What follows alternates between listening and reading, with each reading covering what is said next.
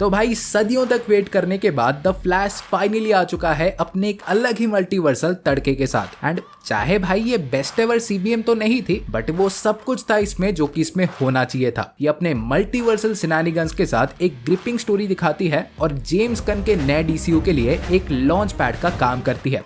तो भाई लोग, आज के वीडियो में हम इसके एंडिंग और पोस्ट क्रेडिट पे बात करेंगे कि इनका मतलब स्नाइडरवर्स और अपकमिंग डीसीयू के फ्यूचर के लिए क्या था और आगे हमें क्या देखने मिलेगा। सो अच्छे वीएफएक्स के साथ शुरू करते हैं। तो भाई एंड में हमारे वाले बैरी को फाइनली अपने पावर्स वापस मिल जाते हैं। और बाय द वे नोटिस किया, ये वाला थ्योरी मेरा स्पॉट ऑन था। सुपर गर्ल उसे लाइटनिंग से ही हिट करवाने ले रही थी। सो हाँ, पावर्स मिलने के बाद ये लोग अपनी पलटन लेके सुपर गर्ल, दोनों बैरी और बैटमैन हमारे जॉर्ड के आर्मी से लड़ने निकल लेते हैं। और हमें एक बहुत ही बराबरी की तो नहीं बोलूंगा, बट अच्छी खासी बैटल देखने मिलती है, जिसमें पहले तो जॉर्ड हमारे सुपर गर्ल को ये रिवील करता है कि भाई हमने सुपरमैन यानी काल-एल को तो उसके इन्फेंट स्टेज में ही मार दिया था, उसका सिर्फ अर्थ में आने से पहले ही। बट फिर पता चला था कि काल-एल के डीएनए में तो कोडेक्स था ही नहीं, वो कोडेक्स तो हमेशा से तुम्हारे खून में था कारा ज़ोर-एल। सो अच्छी बच्ची की तरह कोडेक्स को समर्पण कर दो। बट भाई सुपर गर्ल ये सुनने के बाद इन दोनों में एक बहुत बड़ी फाइट देखने मिलती है। और इसी के ड्यूरिंग हमारे बैटमैन, आर्मी वाले और दोनों बैरी भी सारे क्रिप्टोनियन सोल्जर्स को हैंडल कर रहे थे। बट जैसे ही बैटल इंटेंस होता गया, माइकल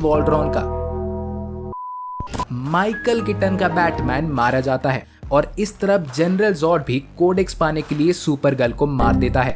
सो भाई अब क्या, दोनों बैरी हमारे ये सब रिवर्स करने के लिए अपने क्रोनो बॉल में जाते हैं टाइम को पीछे लाने के लिए, जो कि वो कर भी देते हैं। बट बैटमैन और सुपर गर्ल बस कुछ ही समय बाद फिर से मर जाते हैं। सो यहीं पे हमारे वाले बैरी को ये रियलाइज होता है कि भाई ये एक फिक्स्ड पॉइंट है टाइम का। नो मैटर वो कितनी बार इसे रिवर्स करके बैटमैन और सुपर गर्ल को बचाने का ट्राई करे, वो किसी न किसी तरह से मारे ही जाएंगे। इस वर्ल्ड का डिस्ट्रॉय होना फिक्स्ड है, चाहे वो कुछ भी कर लें। सो हमारा वाला बैरी ये सब यंग बैरी को समझाने का ट्राई करता है कि भाई जस्ट लेट इट गो, ये अनचेंजेबल है। बट भाई छोटा बैरी ये सुनता ही नहीं, वो टाइम को रिवर्स करता रहता है नॉन स्टॉप लगातार। बट ऑब्वियसली फिक्स्ड पॉइंट है तो रिजल्ट हर बार सेम ही आता है। बट इसी के दौरान भाई वहां पे डार्क फ्लैश एंट्री मारता है, जो कि बेसिकली वही अल्टरनेट वाली बैरी का ही फ्यूचर वर्जन था। सो डार्क फ्लैश ये रिवील करता है कि वो सदियों से टाइम रिवर्स कर करके यही ट्राई कर रहा है बैटमैन और सुपर गर्ल को बचाने का। और उसी ने ही बैरी को पहले धक्का मार के मैन ऑफ स्टील के टाइमलाइन में फेंका था,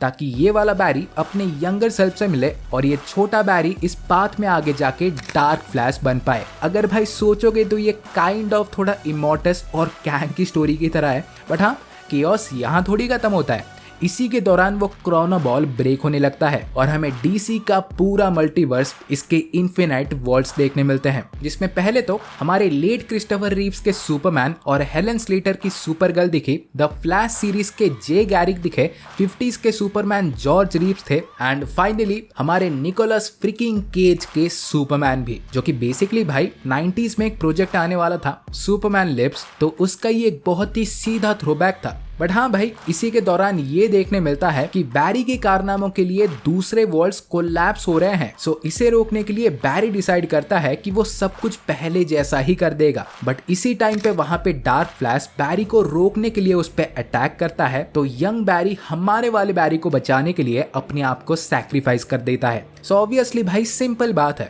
उसका भाई पास्ट वाला सेल्फ ही मर गया, तो डार्क फ्लैश का अपने आप ही पूरा एग्जिस्टेंस ही मिट जाता है। बट हाँ भाई, सब कुछ खत्म होने के बाद हमारे फ्लैश फिर से उस एग्जैक्ट टाइम पॉइंट पे जाता है सब कुछ पहले जैसे करने के लिए, और उस टमाटर के कैन को अपनी मम्मी के शॉपिंग कार्ट से निकाल के उन्हें एक बहुत ही पेनफुल फाइनल गुड बाय बोलता है।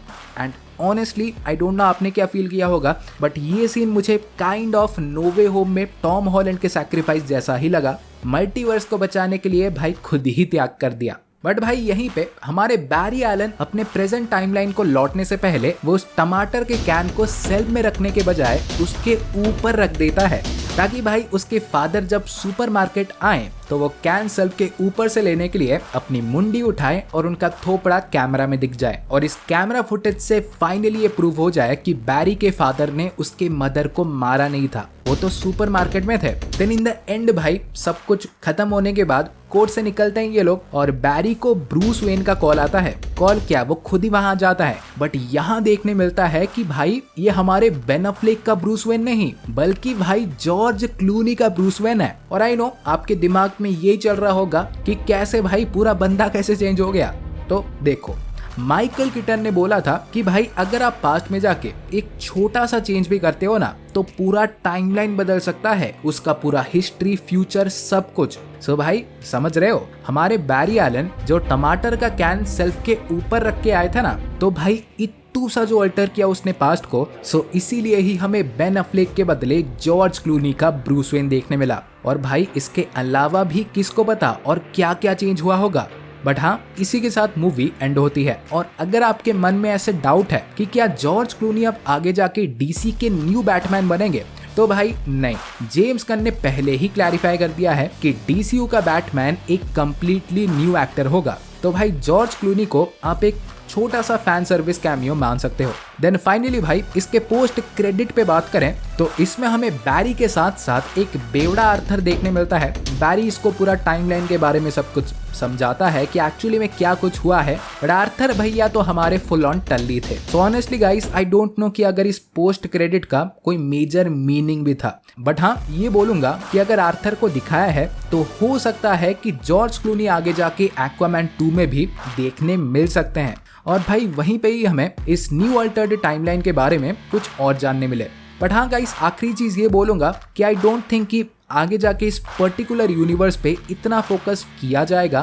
फ्लैश का सीक्वल भाई डेफिनेटली आ तो सकता है अगर वो अच्छा परफॉर्म किया तो, बट उसका भी ऐसे कोई कंफर्म नहीं है। बट हाँ भाई, अभी तक जो कंफर्म है, ब्लू बीटल डीसीयू का फर्स्ट एवर कैरेक्टर होगा और सुपरमैन लेगेसी डीसीयू की पहली फिल्म। सो हाँ गाइस, ज्ञान तो अभी तक इतना ही है। सो भाई अब वीडियो पसंद आई हो तो एक लाइक ठोक दो और द फ्लैश के बारे में आपके क्वेश्चंस और थ्योरीज क्या हैं ये मुझे कमेंट्स में डेफिनेटली बताएं। और ऐसे ही मार्वल और डीसी के अमेजिंग कंटेंट और लेटेस्ट अपडेट्स और न्यूज के लिए चैनल को सब्सक्राइब कर दो और मैं तुमसे मिलूंगा अगले वीडियो में। सो गाइस, तब तक बाय और टेक केयर।